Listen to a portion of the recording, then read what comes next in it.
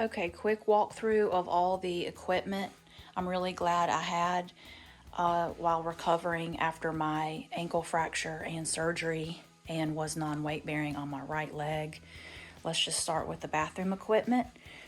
3-in-1 bedside commode. You can order this or you can have your doctor order it. If you have a doctor's order, then your insurance should pay, I think, 80% on it. The only things that the doctor can really order that will be paid for is the bedside commode, a walker, or a wheelchair. So just keep that in mind. So I actually use this. I took the bucket out. I didn't use it like bedside. I took the bucket out, left the splash guard in place, and put this over the toilet. And that way you have the armrest to push up with, and you can adjust it to whatever height you need. And then I had a shower chair in my bathtub shower. If you don't feel comfortable getting over the tub wall, you might want to get an actual tub bench that's a lot wider, and it actually sticks over the bathtub wall. So all you do is sit down and slide across. But I was able to make this work. So I'm really glad I had that. Crutches, this is probably what the ER or hospital is going to give to you. And they are very lightweight. They adjusted them to my height. We put these like cushion things on the arm part, but I really don't like crutches, but you know, I used them when I had to. My preference for walking around non-weight bearing was actually with a walker. So this is a rolling walker. It's got fixed wheels on the front, and then it's got little sliders on the back to help it slide on the floor. And then what I used probably the most to get around while non-weight bearing was this classic Rover knee scooter that we borrowed from a friend at church. So that is really what I probably lived on for those 6 weeks of non-weight bearing. Once I was weight bearing as tolerated, I started walking really with either the crutches and then eventually transitioning to the cane. And I just added on, that's a off-the-shelf cane tip that you can add. Take the original stopper off, put that one on, and it'll stand up by itself. So the other things we had, transport chair. This was literally just like coming home from the hospital, not being able to walk or get around, and not sure how long it'd take to get that. My husband just picked the transport chair up at the pharmacy. This is really more for like putting in and out of a car and somebody pushing you around in it, but it was just what we could get the quickest. And then in the meantime, I think I ordered this, the actual wheelchair, so I could push myself around the house really that first week after surgery. And I also really liked it because it has the elevating leg rest, so I could prop that leg up, because after ankle surgery, having that leg down at all with the swelling and pain is difficult, and it really helps having it up. So that is all the equipment.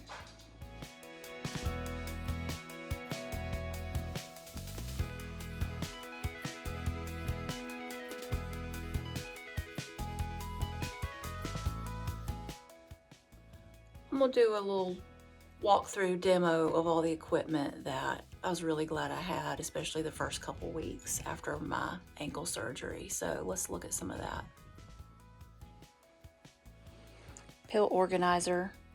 Definitely recommend this, especially to help keep up with your pain medications. That was huge for me. I actually wrote all the pain medicine schedule down to keep up with, but then I also put all my multivitamins and everything else I was taking in this. Reacher, my husband got me this, and it actually was really handy. You know, when you're all set up with your leg on your pillow and everything in the living room, and you realize the remote control is 10 feet away, you know, this can come in handy. You don't have to get back up. This is called the breather. When you are pretty much stuck on your back the first couple weeks with your leg elevated all day, I highly recommend doing breathing exercises, keep your lungs in shape. Sometimes the hospital will give you an incentive spirometer, but if not, you can order this. It's like a spirometer, except it goes in and out. So this is a really great exercise, and they have a website you can watch how to use it. This is huge. This nice big leg wedge pillow, ordered on Amazon. Slept with this for weeks, keeping the leg elevated. So that was really, really good to have to keep comfortable at night. This is a cast cover. Again, pretty cheap, ordered on Amazon. It's very stretchy to go over your initial cast and is waterproof. So this is how I was able to shower the first 2 weeks when I still had the soft cast on and couldn't get it wet. So that was really nice. So in the shower department early on, this was really helpful. This is still helpful, which is a handheld shower, and I will show a picture of that. It's in my shower. This was huge. Ordered on Amazon. That had really good reviews. Most people are going to already have this. This is what I got put in after my 2-week post-op follow-up. Aircast Boot went on. So once the soft cast came off, I was pretty much in that for another 6 weeks, I guess. After 2 weeks, I was told I didn't have to sleep in this, but I didn't like my ankle just being exposed at night. So someone on one of the Facebook groups had recommended getting this just to keep your ankle protected when you're sleeping at night if you don't want to sleep in this. So that was helpful. I ended up really not using that very much. Ace wrap. This, I used this pretty much as soon as I came out of the soft cast and went into that. I would wear a knee-high sock, and then I'd ace wrap over that to help keep the swelling under control. Got to be careful with this, though, that you don't do it too tight. Someone recommended just these compression sleeve. They're just really like an ankle sleeve compression sock. It was actually, I don't know if I ordered a size too small. It was almost too tight for me. Ended up not using it, but maybe I should try it again now that my swelling has gone down. And then once I came out of the Aircast Boot, they put me in a lace up ankle brace, which I really don't like. I have a hard time wearing this because it really hurts the outsides of my ankle. So I'm trying, but that is everything in a nutshell. Forgot to get out of the freezer my very handy ankle ice pack that basically Velcro wraps around and is designed to specifically wrap around the ankle. Been using this several times a day for 10 weeks now.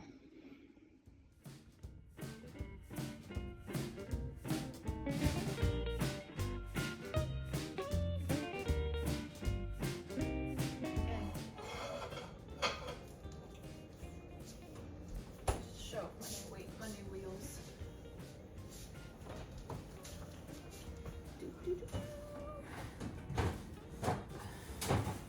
It's a lot easier to push than that transport chair. Yeah, the lightweight's nice, isn't it? Yeah. Jerry's going to put that bag on there for me. And I like being able to put the leg up. So that's a big difference too. It's a real nice chair. Amazon. Yep.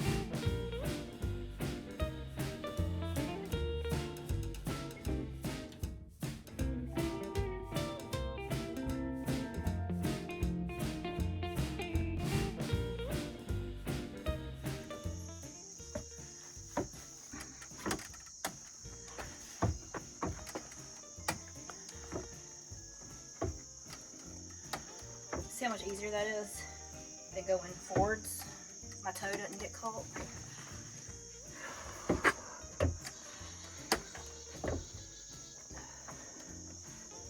And I can put my hand all the way up the rail.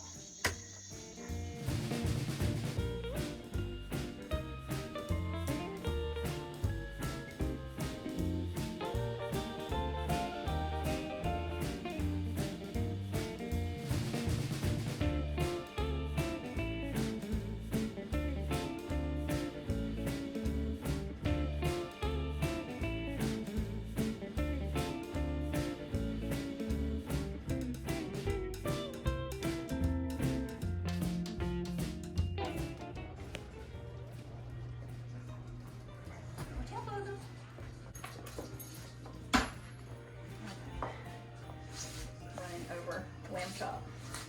Oh, sorry, lamb chop. Okay.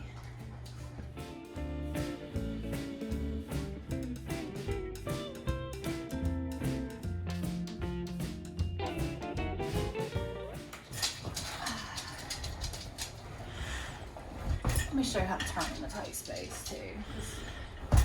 The turning radius is not the greatest.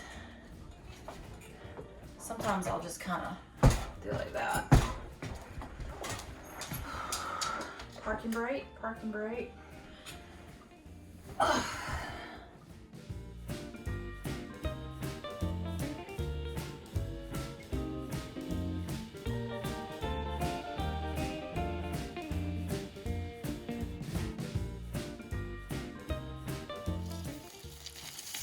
right, let's go down a little bit of a slope.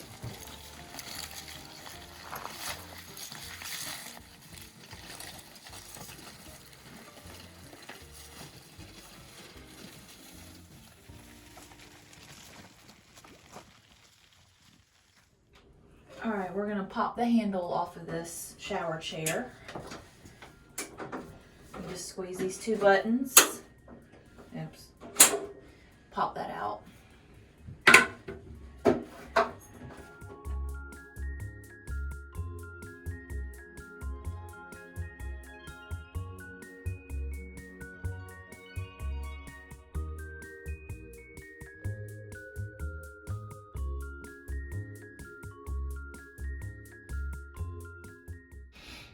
Okay, let's see how to do getting out.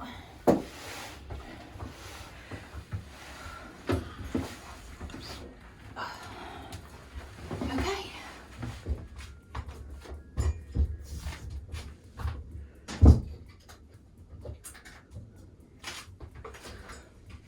So here's everything I've got in my bathroom, and I'm glad this is stuff that I'm really glad I have.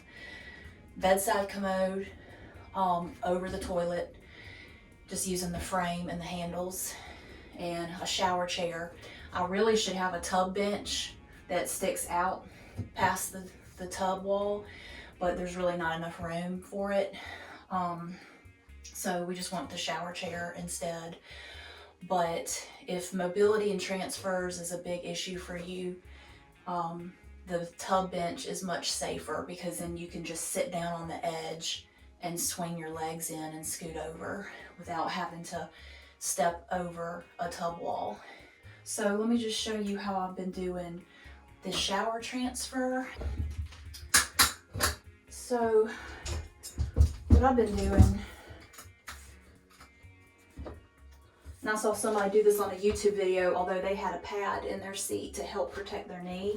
I could just put a towel. I probably should use a towel. It'll probably help my knee, help my kneecap when I do this. So far I've been okay, but what I've been doing, getting my good leg as close as I can, and then grabbing both sides of that shower chair, putting my knee, all my weight on that knee to lift my good foot over. And then once I'm in, just pivot it on the good leg and sitting down. And then I take the towel out, obviously, if I do this next time. I slide this back so I can just prop my leg up on the edge of the tub.